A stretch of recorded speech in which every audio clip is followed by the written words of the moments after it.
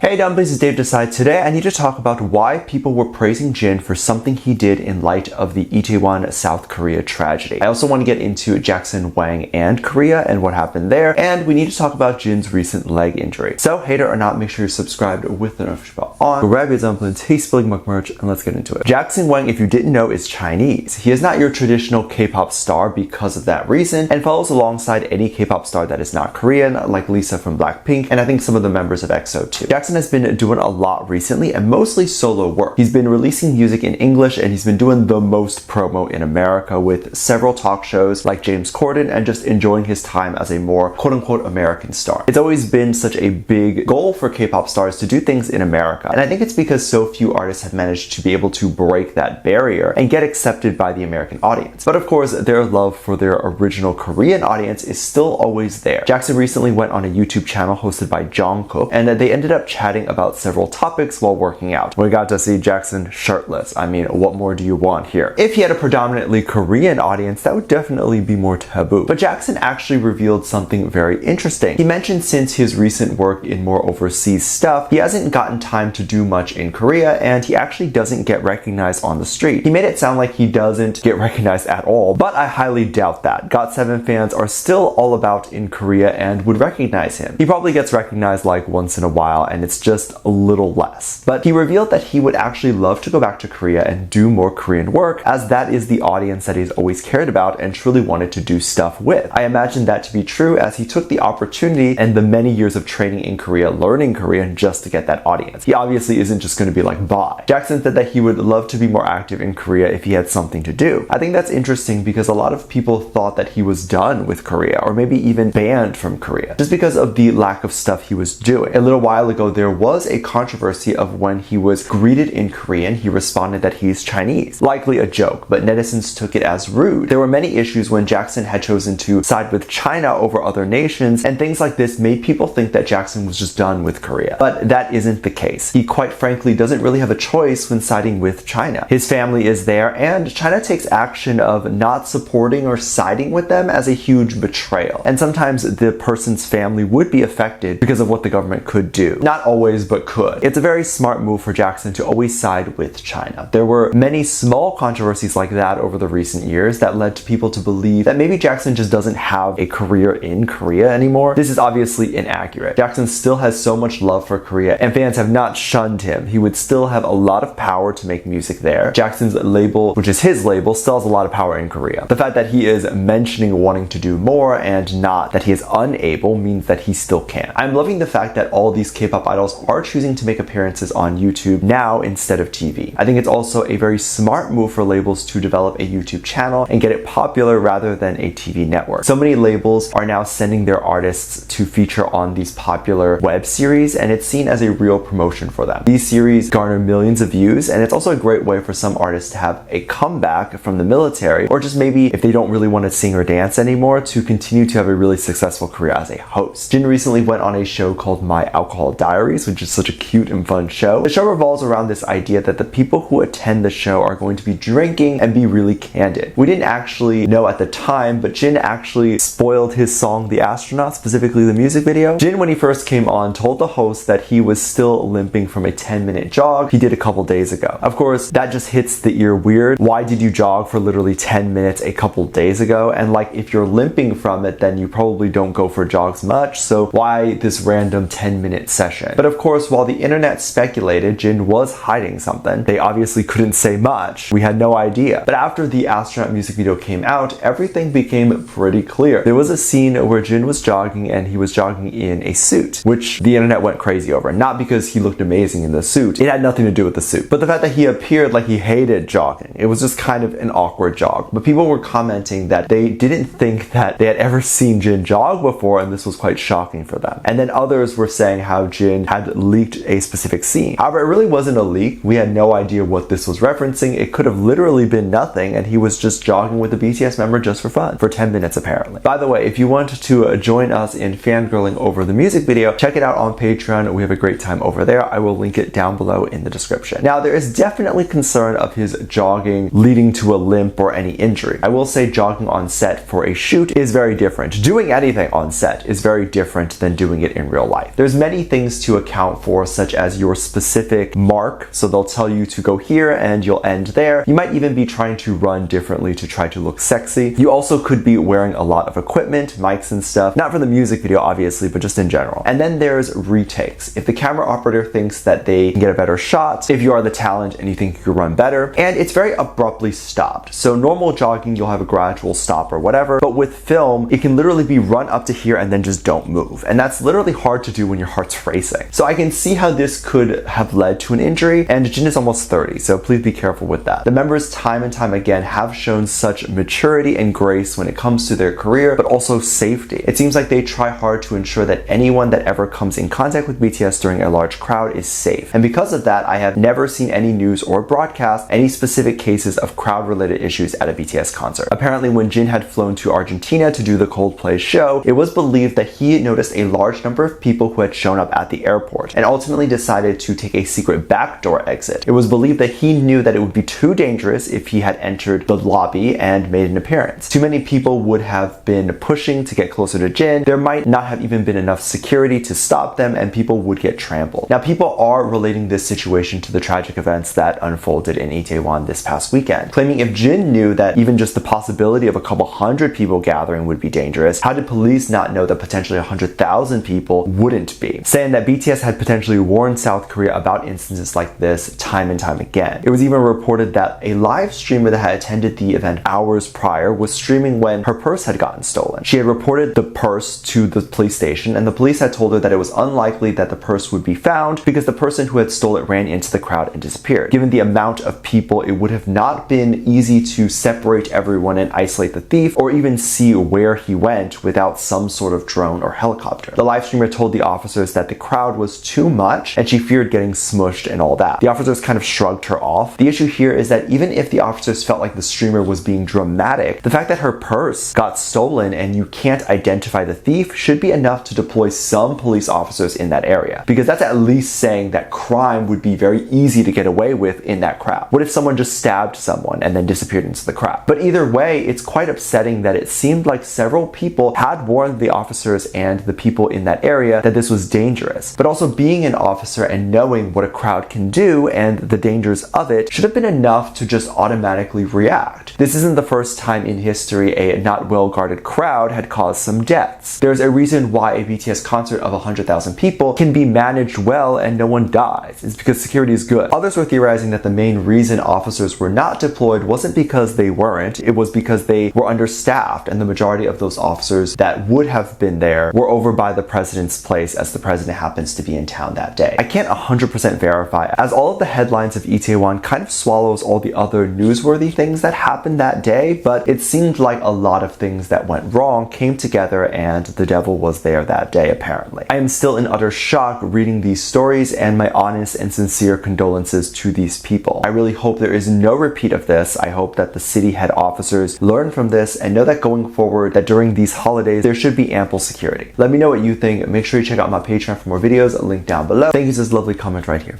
Love you. Bye.